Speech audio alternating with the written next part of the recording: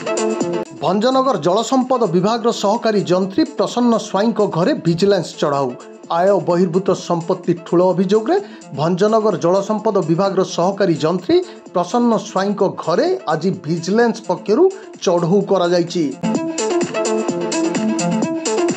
एककालीन 9टी स्थान में विजिलेंस चढ़ाऊ चली विजिलेंस विभाग पक्षरु सूचना दि जाइछि।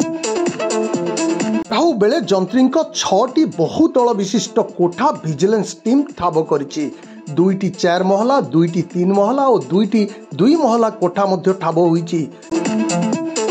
हाथ में लगी पाखापाखि 2.5 कोटी टंका मूल्यर ब्रह्मपुर तुलसी नगर रे 4 महला गोटे कोठा, भंजनगर बागदेवी रोड रे 6000 वर्ग फुटर 4 महला कोठा सह 3 महला कोठा रही।